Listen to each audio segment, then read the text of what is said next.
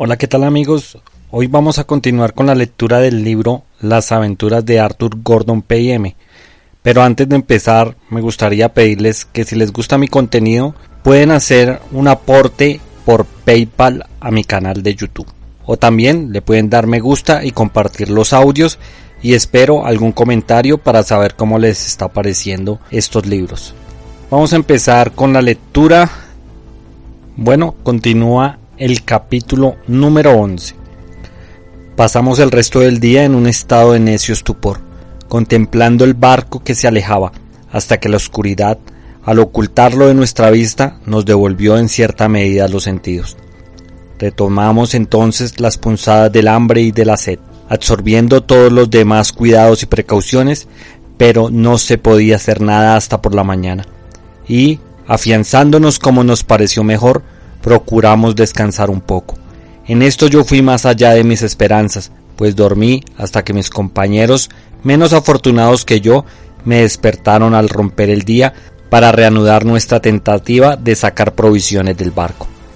Reinaba ahora una calma chicha, con un mar tan terso como jamás lo he visto, y hacía un tiempo cálido y agradable. El bergantín había desaparecido de nuestra vista. Comenzamos nuestras operaciones arrancando con algún trabajo otra cadena y atando ambas a los pies de Peter. Este intentó de nuevo llegar a la puerta de la despensa, creyendo que podría forzarla siempre que tuviese tiempo suficiente para ello, cosa que esperaba conseguir porque el barco se mantenía más quieto que antes. Logró llegar muy rápidamente a la puerta y, quitándose una de las cadenas de su tobillo, se esforzó por abrir un paso con ellas, pero fue en vano, pues el armazón del cuarto era más sólido de lo previsto.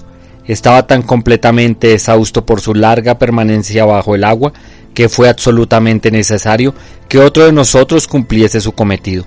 Para este servicio se ofreció inmediatamente Parker, pero después de 3 ineficientes tentativas no consiguió ni siquiera acercarse a la puerta. El estado del brazo herido de Augustus le inutilizaba para que él intentase la empresa, pues hubiera sido incapaz de forzar la puerta aunque hubiese llegado hasta ella, y por lo tanto recayó sobre mí trabajar por nuestra salvación común. Peters había dejado una de las cadenas en el pasillo, y noté al sumergirme que no tenía suficiente contrapeso para mantenerme en el fondo, por lo que decidí que, en mi primera tentativa, no haría más que recoger la otra cadena. Al andar a tientas a lo largo del suelo del pasillo, sentí una cosa dura, que cogí inmediatamente, y no teniendo tiempo de comprobar qué era, me volví y subí al instante a la superficie. La presa resultó ser una botella de vino, y es de imaginar nuestra alegría cuando diga que estaba llena de vino de Oporto. Dando gracias a Dios por esta ayuda oportuna y animadora, la descorchamos inmediatamente con mi cortaplumas y, echando cada uno un trago moderado, sentimos el más indescriptible alivio con el calor, fuerza y ánimos que nos dio la bebida. Luego volvimos a tapar la botella cuidadosamente y, por medio de un pañuelo, la colgamos de tal modo que no había posibilidad alguna de que se rompiese. Después de haber descansado un rato tras este feliz descubrimiento, descendí de nuevo y recuperé la cadena, con la que volví a subir al instante. Me la até entonces y bajé por tercera vez, quedando completamente convencido de que por muchos esfuerzos que hiciese, en tales condiciones no sería capaz de forzar la puerta de la despensa. Así es que regresé a la superficie lleno de desesperación. Parecía que yo no había lugar a esperanza alguna, y pude notar en los semblantes de mis compañeros que se habían resignado a perecer. El vino les había producido, evidentemente, una especie de delirio, del que yo me había librado tal vez por las inmersiones que había realizado después de beberlo. Hablaban incoherentemente de cuestiones que no tenían relación alguna con nuestra situación, haciéndome Peter repetidas preguntas acerca de Nantucket. Recuerdo que también Augustus se me acercó con un aire muy serio y me pidió que la prestase un peine de bolsillo, pues tenía el pelo lleno de escamas de pescado y deseaba quitárselas antes de desembarcar.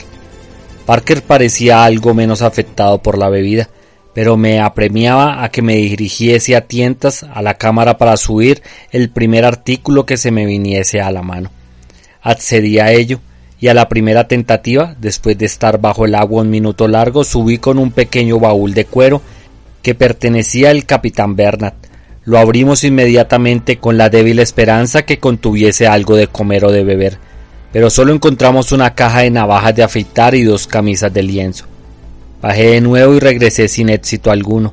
Al sacar la cabeza fuera del agua oí un chasquido sobre cubierta y, al asomarme, vi que mis compañeros se habían aprovechado desgraciadamente de mi ausencia para beberse el resto del vino, habiendo dejado caer la botella al tratar de volver a colocarla antes de que yo los viese. Al censurarles por la falta de corazón de su conducta, Augustus se echó a llorar. Los otros 2 procuraron tomarlo a broma, pero deseó no volver a contemplar jamás una risa como la suya. La distorsión de su semblante era horriblemente espantosa. Era evidente que el estímulo del vino en sus estómagos vacíos había operado un rápido y violento efecto, y que estaba completamente ebrios. Con grandes dificultades logré convencerlos para que se echasen, cayendo inmediatamente en un profundo sopor acompañados de estrepitosos ronquidos. En aquellos momentos me encontraba realmente solo en el bergantín y mis reflexiones eran, pueden estar seguros, de la índole más siniestra y espantosa. Ninguna perspectiva se ofrecía a mi vista, a no ser la de una muerte lenta por hambre o, en el mejor de los casos, ser tragado por la primera tempestad que se levantase, pues en el estado tan exhausto en que nos encontrábamos no había esperanza alguna de que resistiéramos otro temporal. Las dentalladas del hambre que sufría ahora eran casi insoportables, por lo que me sentí capaz de todo para aplacarla. Corté con mi cortaplumas un pequeño trozo de cuero del baúl e intenté comerlo, pero me fue totalmente imposible tragar un solo bocado, aunque sentí que mis sufrimientos se aliviaban un poco mascando trocitos de cuero y escupiéndolos después. Al anochecer mis compañeros se despertaron, uno tras otro, en un indescriptible estado de debilidad y horror, producido por el vino, cuyos vapores ya se habían disipado. Temblaban como si tuviesen una fiebre violenta y lanzaban los gritos más desgarradores pidiendo agua. Su estado me afectó muchísimo, causándome alegría al mismo tiempo que una serie de afortunadas circunstancias me hubiesen impedido beber más vino y consiguientemente participar de su melancolía y de sus angustiosas sensaciones.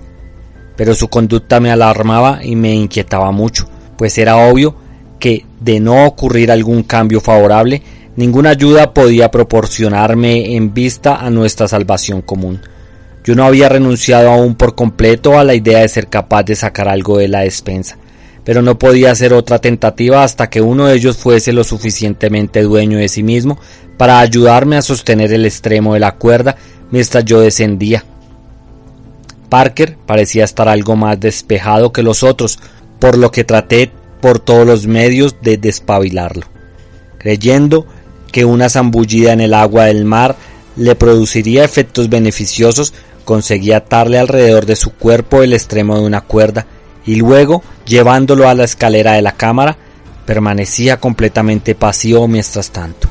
Lo empujé e inmediatamente lo saqué. Tenía buenas razones para congratularme por haber llevado a cabo el experimento, pues parecía estar más animado y sentirse con más fuerzas.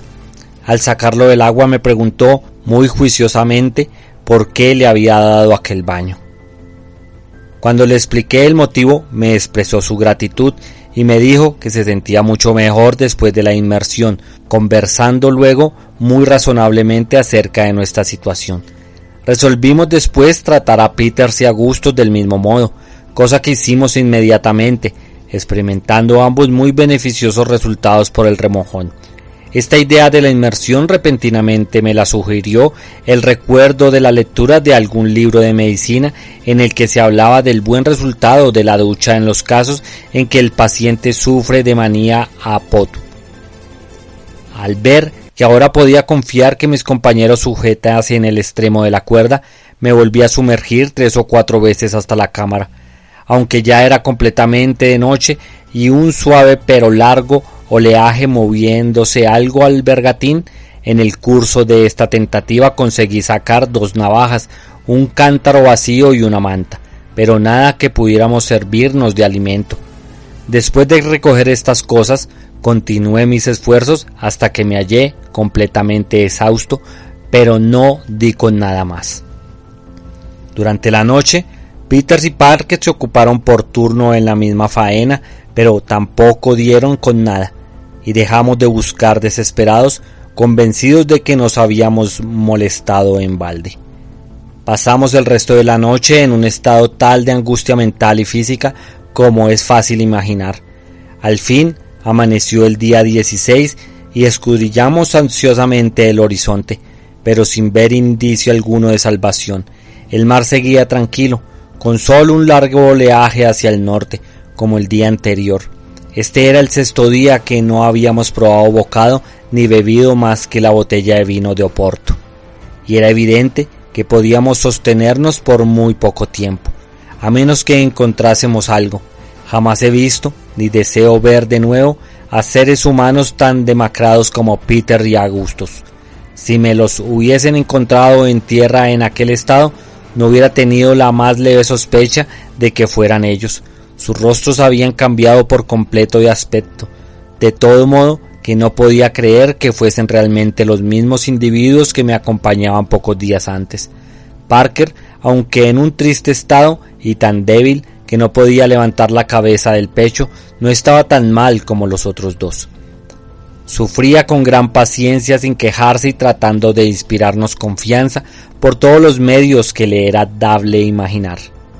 En cuanto a mí, aunque al comienzo del viaje hubiese gozado de poca salud y siempre había sido de constitución delicada, sufría menos que ellos. Estaba mucho menos delgado y conservaba mis facultades mentales en un grado sorprendente, mientras que el resto de mis compañeros las tenían completamente agotadas y parecían haber vuelto a una especie de segunda infancia, acompañando sus expresiones de sonrisas imbéciles y diciendo las estupideces más absurdas. Pero a intervalos parecían reanimarse de pronto, como impulsados por la conciencia de su situación, poniéndose entonces de pie de un salto, con una brusca y vigorosa sacudida y hablando durante un breve rato de sus esperanzas, de un modo completamente racional, aunque embargados por la desesperación más intensa. Es posible, sin embargo, que mis compañeros creyesen que se hallaban en buenas condiciones y que viesen en mí las mismas extravagancias e imbecilidades que yo observaba en ellos, aunque este es asunto que no se puede determinar. Hacia el mediodía, Parker declaró que veía tierra por el costado de babor, y me costó gran esfuerzo impedir que se arrojase al mar para alcanzar la nado. Peter y Augustus apenas hicieron caso de lo que él decía, entregados aparentemente a una sobria contemplación. Al mirar en la dirección indicada, yo no podía advertir la más leve apariencia de tierra, y además me daba perfecta cuenta de que nos hallábamos muy lejos de tierra para abrigar una esperanza de tal índole. Sin embargo, me costó mucho tiempo convencer a Parker de su error. Entonces se deshizo en un torrente de lágrimas, llorando como un niño, dando grandes gritos y sollozos durante 2 o 3 horas, y cuando se sintió agotado, cayó dormido. Peters y Augusto hicieron varias tentativas infructuosas para tragar trocitos de cuero. Yo les aconsejé que lo mascasen y lo escupiesen después, pero estaban excesivamente debilitados para seguir mi consejo. Yo seguía masticando trozos de vez en cuando y sentía cierto alivio. Mi principal sufrimiento era la falta de agua, y si logré dominarme para no beber un sorbo de la del mar, fue recordando las terribles consecuencias que esto le había acarreado a otros náufragos en situación similar a la nuestra. El día iba transcurriendo así, cuando de repente divisé una vela hacia el este, por nuestro costado de babor. Parecía ser un barco grande y seguía un de torreto que casi cruzaba el nuestro, hallándose probablemente a 12 o 15 millas de distancia. Ninguno de mis compañeros lo había visto aún, y no quise decírselos de momento, por si volvíamos a llevarnos un desengaño. Al fin, cuando estuvo más cerca, vi claramente que venía hacia nosotros con las velas ligeras desplegadas. Entonces no pude contener más y se lo señalé a mis compañeros de sufrimiento.